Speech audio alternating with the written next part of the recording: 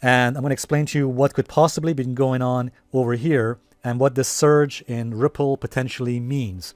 Before I do that though, let's just have a few laughs by looking at some of the news headlines in the last few days about this.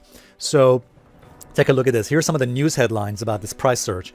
Ripple XRP is up almost 50% in 24 hours on exciting new feature. And here's another one. Ripple to launch payment service. XRP price surges 74%. Here's another one. Ripple XRP could be boosted by exciting new payment options. Now, the reason I've been laughing at these headlines is not because in future we'll be using cryptocurrencies as one method of payment. I do believe that actually is going to happen. I do believe that in the future we will definitely be using some kind of cryptocurrency for making payments. So I'm not laughing at that. No. What I'm laughing is the fact that very soon after these headlines about how Ripple is going up by 70% or 50% or whatever, very soon, these very same news organizations that were spreading this hype about this surge, they also said this. Take a look. Just a day after, the very same news media that were talking about the price surge of 50%, 74%, they posted this. They said, Ripple XRP has fallen sharply after last week's spike. Here's why. Okay, let's see. The Ripple XRP bull run appears to have come to an abrupt end after last week's 100% price rise as hard-bitten investors look to recoup their losses from earlier in the year. And here's another one. Over $9 billion wiped off of XRP value after surprise spike in the cryptocurrency price. And here's another one. Ripple lives up to the maxim that what goes up must come down. Guys, I've said this before and I'm going to say it again.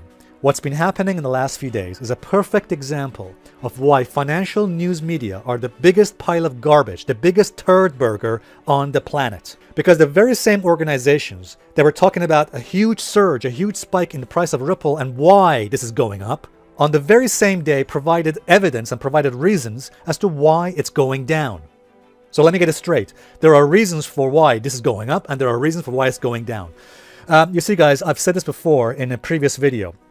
One of the best books written on finance by Nassim Taleb. I highly recommend you read this book, Fooled by Randomness.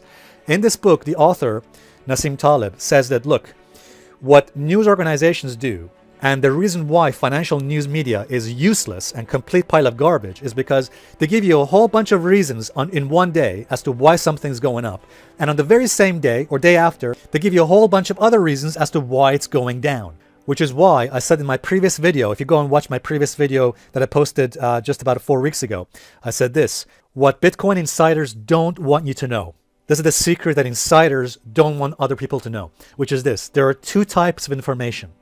There are information for the masses, everybody else, and there is information for the classes. Who are the classes? The elites, the insiders. Do you think the elites, the insiders, rely on the same kind of information from the mainstream media, for example, as everybody else? No, they don't do that. Information for the masses, the pile of nonsense and garbage everybody gets from the mainstream media, no, that is not what insiders and the elites rely on to make their investment decisions. Professionals do not rely on news narratives. Let me repeat that. Professionals do not rely on news and news narratives for their decision making. What they do is they look at hard evidence, they look at hard facts, they look at the charts, they look at price action, because price action is pure. What's been happening in the last few days, in the last week, is a perfect example of pump and dump by the institutions. They deliberately spread these false rumors. Now, they might be true rumors, doesn't matter, but the fact is they spread this gossip, they spread this rumor in the mainstream media. The mainstream media, what they do, they amplify it. They amplify this news. They talk about it. Oh, price surge of 50%, price surge of 74%, and so on and so on. And when things don't work out, when the price suddenly falls, they provide a whole bunch of other reasons as to why, no, it's not going to work out because, professionals are taking profits and all that kind of stuff. This is why, guys, we need to be careful. We need to educate ourselves. We need to educate our minds by reading books like this one as to how professionals and institutions can manipulate the price by, again, spreading rumors and gossip and, of course, pumping and dumping a specific market. And this is why, guys, I do not believe this is the beginning of a bull market rally, as some people have called it in Ripple, but in fact is nothing more than a pump and dump, a deliberate manipulative move to push the price of Ripple higher in order for the institutions and insiders to make profits off of it. In fact, here's some evidence as to why I believe this. If you take a look at the chart of Ripple, now if you compare this to the chart of Bitcoin, you will not see any kind of correlation whatsoever. In fact, look at Bitcoin. there's hardly any sort of corroboration, any kind of confirmation in the price of Bitcoin. Because let me make this very clear. It's very unlikely for Ripple on its own to stage a bull market rally without seeing some kind of follow through, some kind of confirmation or correlation happening in the other crypto markets like Bitcoin and maybe even Ethereum. Let's not forget that Bitcoin has a much higher market cap than some of the other cryptos like Ethereum, XRP, and so on and so on. So if there was going to be a genuine bull market run in the price of Ripple, we would at least see some kind of evidence of that happening in, for example, Bitcoin or indeed Ethereum. We're not seeing anything like that in either Bitcoin or indeed in Ethereum, both of which actually are going down.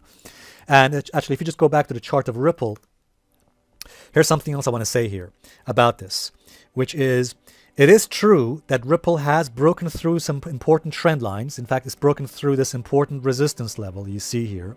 So that is a positive sign. So if we just zoom in here, we can see that XRP, Ripple here, is above its trend line, is above its 21 daily average.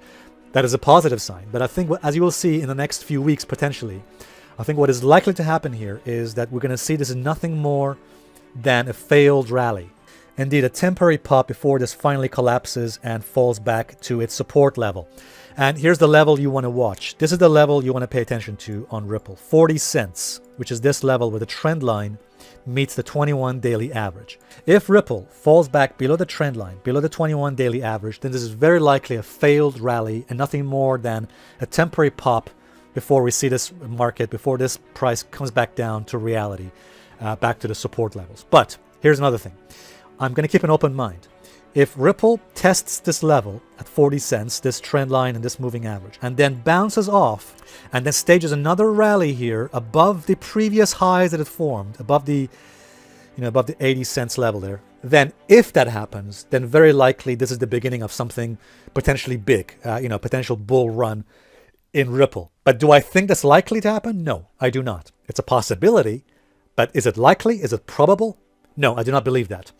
So again, what I think is really happening here is institutions are deliberately manipulating through news, through rumor and gossip to deliberately push the price of a market higher, and then we're going to see it fall back down to its previous lows. And I think that's what's really going on here in Ripple. The fact that Bitcoin and Ethereum are not seeing any evidence of that, any follow through, any confirmation, is, I think, also something to bear in mind. By the way, I know that the supporters of Ripple who are watching this video right now are probably going to disagree with me on this. That's okay, we can disagree.